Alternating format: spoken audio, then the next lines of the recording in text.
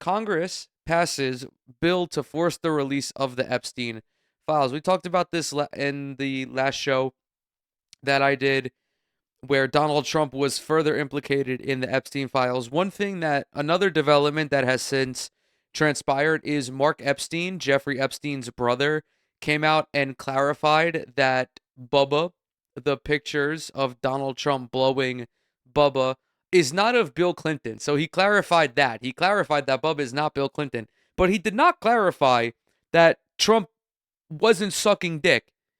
So we can all still assume that Donald Trump was polishing somebody's knob in the Oval Office. But anyway, let's hear what NBC News is saying about this.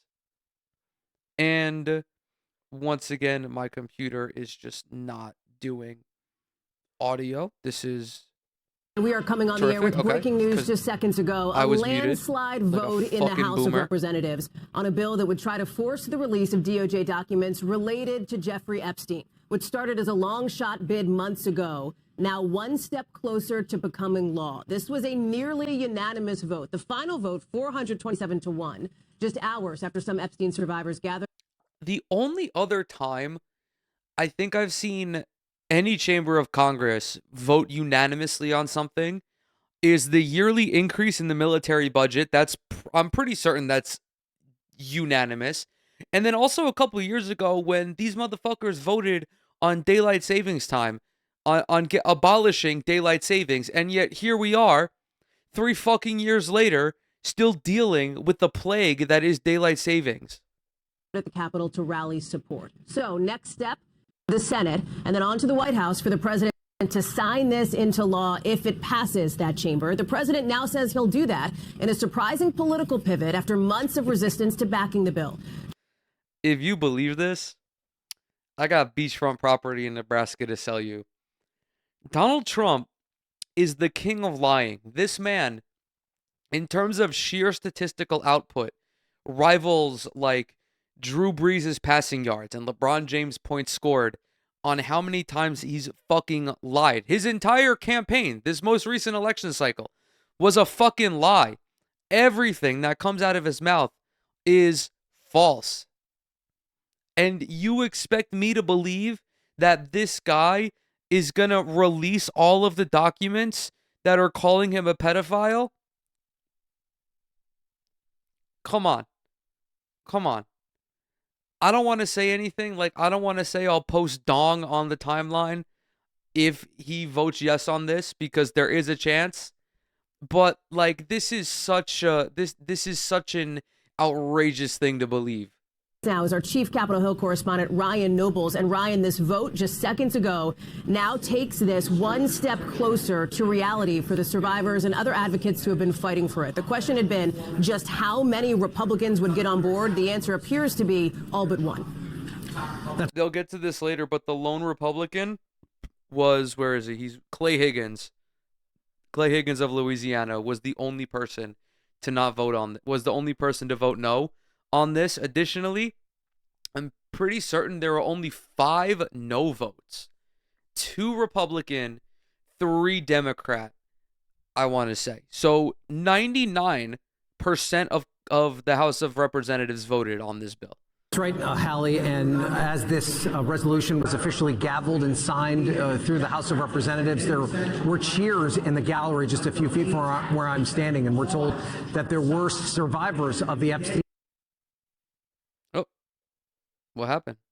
Where did As this vote took place, and you're right, it was an overwhelming passage, 427 voting in the affirmative, only 1 nay, and that is Congressman Clay Higgins, who released a statement saying that he is what he described a principled no on this, saying that he has issues with the bill. And of course, Clay Higgins be like, my issue with the bill is that it would release the names of all my pedophile friends. Clay Higgins, a former cop, is in Congress not voting on this bill because he doesn't want to seem like a narc. He doesn't want to narc on President Trump. He doesn't want to look like an informant on all of his friends who were doing pedophilia with Jeffrey Epstein. Republicans in Congress, including the Speaker of the House, have said from the very beginning that they had issues with the way that this discharge petition, as it's called, came to be. The discharge petition is a maneuver that rank-and-file House members can use to bring a piece of legislation to the floor outside of House leadership. This was initially something that Republicans fought right up until the last minute. There was a group of breakaway Republicans that joined with Democrats to force this to the floor. But once it became a reality that this was something that House members were going to be forced to vote on, Republicans quickly came around and decided that it was responsible and smart for them to vote yes, including the Speaker himself.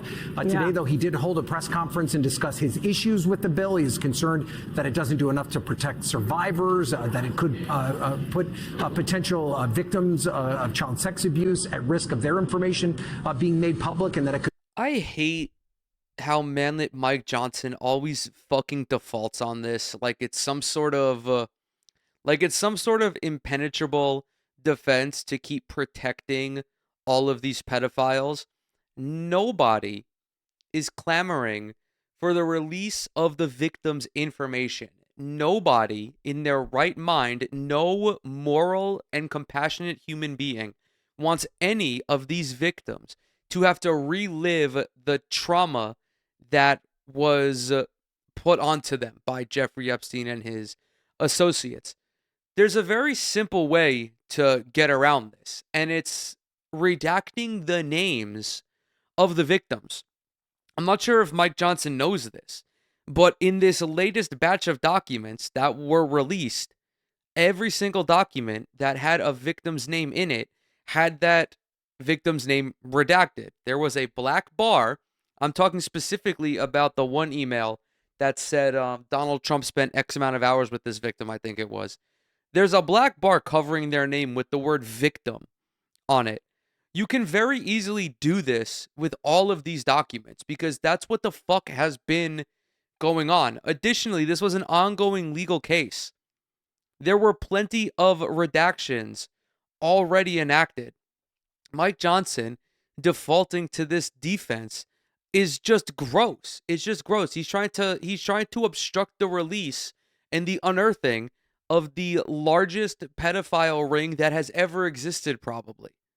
Compromise future investigations. The supporter of this package say that they've written the bill in a way that would solve and deal with all these issues that the Speaker has. And of course, that is the next big question we have, is how the Senate will deal with this. And we could find that out here in the next hour or so when the Senate convenes.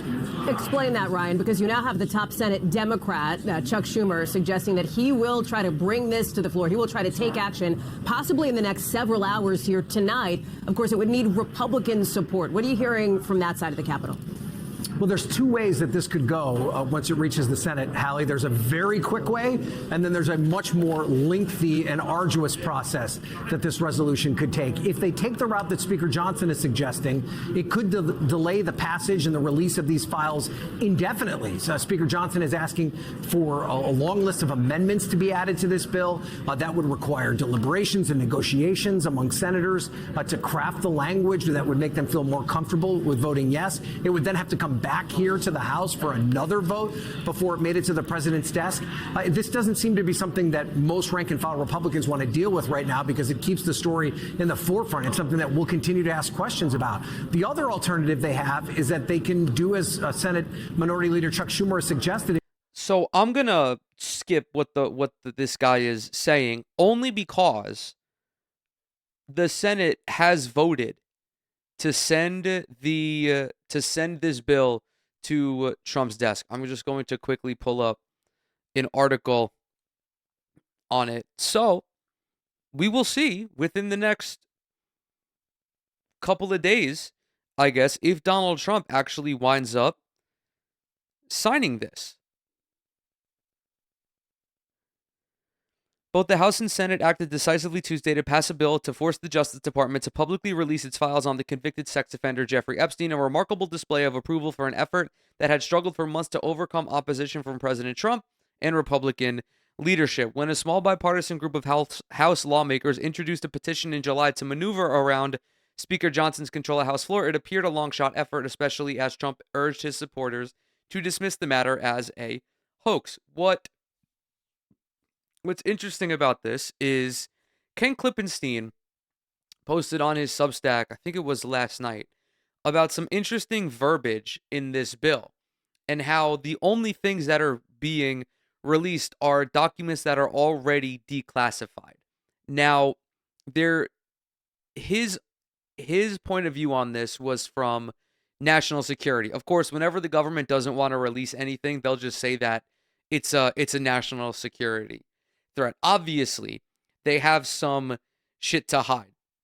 But even still, even if it's not the entirety of the files, as long as it's new information that actually helps bring people to justice, we will welcome that. And I'm not saying this to shit on Ken Klippenstein. I think he does good work. I just wanted to put that perspective out there because it is something to keep in the back of your mind. Obviously, the United States government is very shady. So just because we get the release of the Epstein files potentially does not mean that we're getting all of them. Both Trump and Johnson failed to prevent the vote. The president in recent days bowed to political reality, saying he would sign the bill, and just hours after the House vote, senators agreed to approve it unanimously, skipping a formal roll call. The decisive bipartisan work in Congress Tuesday further showed the pressure mounting on lawmakers and the Trump administration to meet long-held demands that the Justice Department release its case files on Epstein, a well-connected financier who killed himself in a Manhattan jail while awaiting trial in 2019 on charges he sexually abused and trafficked underage girls. Allegedly killed himself, by the way.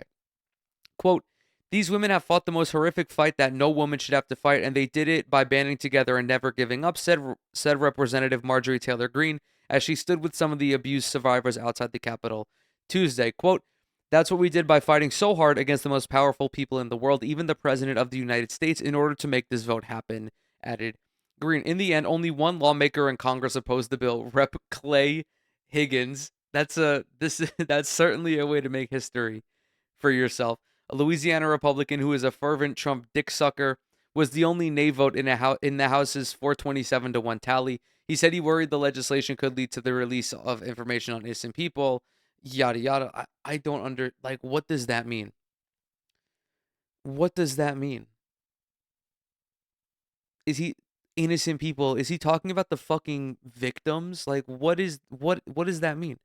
The bill forces the release within 30 days of all files and communication related to Epstein, as well as any information about the investigation into his death in federal prison. It would allow the Justice Department to redact information about Epstein's victims or continue federal investigations, but not information, quote, due to embarrassment, reputational harm, or political sensitivity. Even before the bill's passage, thousands of pages of emails and other documents from Epstein's estate have been released from an investigation by the House Oversight Committee. These documents show Epstein's connections to global leaders, Wall Street power brokers, influential political figures, and Trump himself. In the United Kingdom, King Charles III stripped his disgraced brother Prince Andrew of his remaining titles and evicted him from his royal residence after pressure to act over his relationship with Epstein. It's also worth noting that Larry Summers, the former Commerce Secretary, I think he was under Bill Clinton, was mentioned in this latest batch of emails. And today he came out and said, or someone came out and said that he will no longer be making any public appearances. So yeah, even people tied to the Democrats, I want them to fucking go to prison if they committed a crime. Trump has said he cut ties with Epstein years ago, but tried for months to move past the demands for disclosure. Still, many in the Republican base continued to demand the release of the files, adding to the pressure. Survivors of Epstein's abuse rallied outside the Capitol Tuesday morning. Bundled in jackets against the November chill and holding photos of themselves as teenagers, they recounted their stories of abuse. Quote, we are exhausted from surviving the trauma and then surviving the politics that swirl around it, said one of the survivors. Another, Jenna Lisa Jones, said she had voted for Trump and had a message for the president. Quote, I beg you, Donald Trump, stop making this political. The group of women also met with Johnson and rallied outside the Capitol in September, but have had to wait months for the vote. That's because Johnson kept the House closed for legislative business for nearly 2 months and refused to swear in Democratic Representative Adelita Grijalva of Arizona during the government shutdown. After winning a special election on September 23rd, Grijalva had pledged to provide the crucial 218th vote to the petition for the Epstein Files bill, but only after she was sworn into office last week could she not sign her name to the discharge petition to give it majority support in the 435-member House. It quickly became obvious the bill would pass. Yada yada. Senate acts quickly.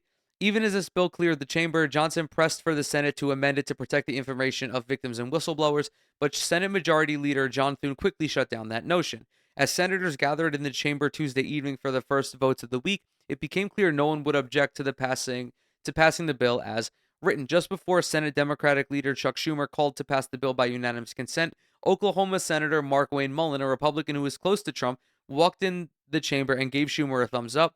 He then walked over to Schumer and shook his hand. Quote, "This is about giving the American people the transparency they've been crying for," said Schumer. "This is about holding accountable all the people in Jeffrey Epstein's circle who raped, groomed, targeted, and enabled the abuse of thousands of girls for years and years." The Senate vote, I can't remember. I don't think it mentioned. Did they mention in the article? I don't remember. I literally just fucking read it. But the Senate, they didn't have to do skipping a formal roll call. So these motherfuckers pulled up to work today and said, you know what? Maybe we should pass the Epstein files because it's the fucking right thing to do, regardless of what Donald Trump and Mike Johnson think about them afterward. I'm not going to commend anybody who voted for this. It is, again, the right fucking thing to do. This should have happened like 6 months ago. This should have happened at the earliest fucking convenience. So I'm not going to pat anybody on the back for doing the bare minimum, but I hope and I pray that there are actually some I hope that there is actually some justice that is provided with this case. As always, thank you guys so very much for coming to hang out. Everything I'm associated with is linked down below. Follow me on TikTok, Twitter, Instagram. Subscribe to the YouTube channel. Leave a like and a comment if you enjoyed any of the content. Both of those help out tremendously with the algorithm. If you're listening to this on Spotify, follow the show and leave a rating over there. As well as always, stay safe, stay sane, and I will see you in the next one.